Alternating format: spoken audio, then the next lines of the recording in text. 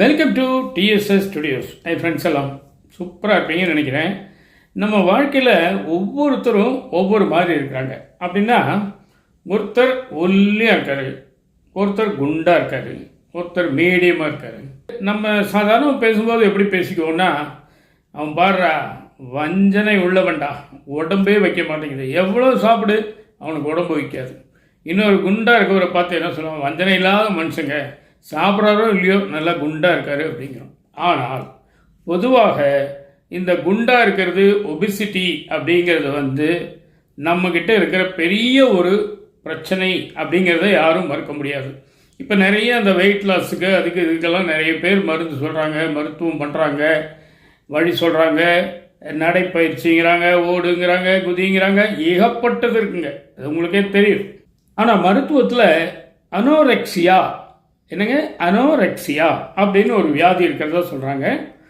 அந்த வியாதி இருக்கிறவங்க என்ன பண்ணுவாங்களாம், உடம்பு ஒல்லியாகவே இருந்தால் கூட, சரியான அளவில் இருந்தால் கூட உடம்பு ஏறிடும் அப்படிங்கிற பயத்தில் சாப்பிட மாட்டாங்க. இதுதான் அந்த வியாதியினுடைய தன்மை போல். கேரளாவில் கண்ணூர் பகுதியில் ஒரு 24 வயது பெண் ஸ்ரீநந்தா அப்படின்னு ஒரு பெண், இன்றைக்கி தினமலரில் போட்டிருக்காங்க அந்த செய்தியை. நன்றிக்கு தினமலர். நீங்கள் போட்டிருக்கிறது செய்தி மட்டும் இல்லை, பலருக்கும் ஒரு விழிப்புணர்வு பதிவு அப்படிங்கிறத நான் நினைக்கிறேன். அதனால தான் அதை யூடியூப்பில் சொல்கிறேன். அவங்க என்ன பண்ணியிருக்காங்க அப்படின்னா, யூடியூப் சேனலில் வரக்கூடிய மருத்துவ குறிப்பை பார்த்து 6 மாதத்துக்கு மேலாக வெறும் வெந்நீரை மட்டும் குடிச்சிட்டு வராங்க. வேறு எந்த ஃபுட்டும் சாப்பிட்றதில்ல, 3 வேளையும் 30 வேளையும் வெந்நீர் மட்டுமே. என்ன ஆச்சு அப்படின்னா, ஒரு ஸ்டேஜில் ரொம்ப உடல் மெலிஞ்சு அவங்களுக்கு மயக்கம் வர அளவுக்கு ஆகி ஹாஸ்பிட்டலில் கொண்டு போய் அட்மிட் பண்ணுறாங்க. 2 ஆஸ்பத்திரியில், கேல்கேட்டில் ஒரு ஹாஸ்பிட்டலில் அட்மிட் பண்ணுறாங்க, அப்புறம் தலச்சேரியில் ஒரு ஹாஸ்பிட்டலில் அட்மிட் பண்ணுறாங்க. 2 ஹாஸ்பிட்டலில் அட்மிட் பண்ணியும் அவங்க முதல் ஆஸ்பத்திரியில் சொன்ன மருத்துவம் என்ன அப்படின்னா, நல்லா சாப்பிடுங்க, மனசை ஹாப்பியாக வச்சுக்கோங்க அப்படிங்கிறாங்க. ஆனால் 24 வயசில் அந்த பெண் இறந்தது தாங்க கொடுமை. ஆக சுய வைத்தியம் பார்க்குறதும் தப்பு, சொல் வைத்தியம் பார்க்குறதும் தப்புங்கிற முடிவுக்கு எல்லாரும் வரணுங்கிறது என்னுடைய ஆசை. யார் வேணால் என்ன வைத்தியம் வேணால் சொல்லட்டுங்க, தயவு செய்து ஃபாலோ பண்ணுறதுக்கு முன்னாடி உங்களுக்கு தெரிஞ்ச நம்பிக்கையான ஒரு நல்ல டாக்டர்கிட்ட போய் ஒரு கன்சல்ட் பண்ணிக்கணும். ஐயா, இந்த மாதிரி வெந்நீர் மட்டும் குடிக்க சொல்கிறாங்களே, சரியாக வருமா அப்படின்னு. வெறும் வெந்நீரில் எந்த விதமான சத்து உடம்பு கிடைக்கும்? இது ஒரு காமன் சென்ஸ். இதுக்கு நம்ம பெரிய அறிவாளியாக இருக்கணும்னு அவசியம் இல்லை. இட்லி சாப்பிட்டா, தோசை சாப்பிட்டா, பூரி சாப்பிட்டான்னு ஒவ்வொன்றுக்கும் ஒரு விளைவுகள் நமக்கு தெரியும். வெறும் வெந்நீர், ஹாட் வாட்டர் என்ன சக்தியை நமக்கு கொடுக்கும்னு நீங்கள் நினைக்கிறீங்க?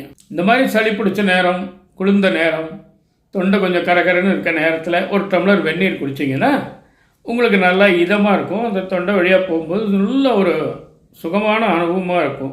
அவ்வளோதான். வேறு என்ன சத்து கிடச்சிரும் அதில்? நல்லா யோசிச்சு பாருங்கள். ஆக மொத்தம் இந்த வெந்நீர் மட்டும் குடித்ததுனால அந்த பெண் இறந்துட்டாங்க. இன்னொரு பத்திரிகையில் போட்டிருந்தாங்க, குடல் எல்லாம் சுண்டி போய் சுருங்கி போச்சு அப்படின்னு சொன்னாங்க. வாழ்க்கையே வேறு வேறு வினாத்தாள் அப்படிம்பாங்க. அப்படின்னா என்ன? ஒருத்தரை பார்த்து ஒருத்தர் காப்பி அடிக்க முடியாது. பக்கத்து வீட்டுக்காரர் சயின்ஸ் படிக்கிறவராக இருப்பார், நம்ம ஹிஸ்ட்ரி படிக்கிறோம்.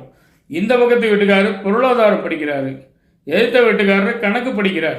இந்த 4 பேரையும் ஒன்றா உட்கார வச்சு எக்ஸாம் எழுதுனா யாரை பார்த்து யார் காப்பி அடிக்க முடியும்? அப்படி காப்பி அடித்தா பாஸ் ஆவாங்களா? இதுதான் கேள்வி. அதனால் தயவுசெய்து மருந்து மாத்திரைகளை உட்கொள்ளும் போது சுய வைத்தியம், சொல் வைத்தியம் எல்லாத்தையுமே ஒரு நல்ல மருத்துவரை கன்சல்ட் பண்ணிட்டு செய்யுங்க. சரிங்களா? இதுதான் இன்னைக்கு விஷயம். இறந்து போன அந்த ஸ்ரீநந்தா பெண்மணிக்காக நமது சேனல் சார்பாக இரங்கலை தெரிவித்துக் கொள்கிறோம்.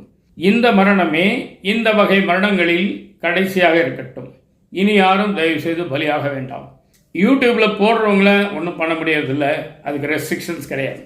அவங்க போடுறதுக்கா நம்ம செய்யணும்னு இருக்கா? யோசிச்சு பாருங்க. இதுதான் இன்னைக்கு விஷயம். நிச்சயமாக இந்த விஷயம் உங்களை பாதிச்சிருக்கும்னு நான் நம்புகிறேன். உங்கள் கருத்துக்களை எதிர்பார்க்குறேன். மீண்டும் அடுத்த எபிசோடு சந்திப்போமா? அதுவரை உங்களிடம் விடைபெறுவது உங்கள் அன்பன் டி. சண்முக சுந்தரம், போத்தனூர், கோயம்புத்தூர். நன்றி, வணக்கம்.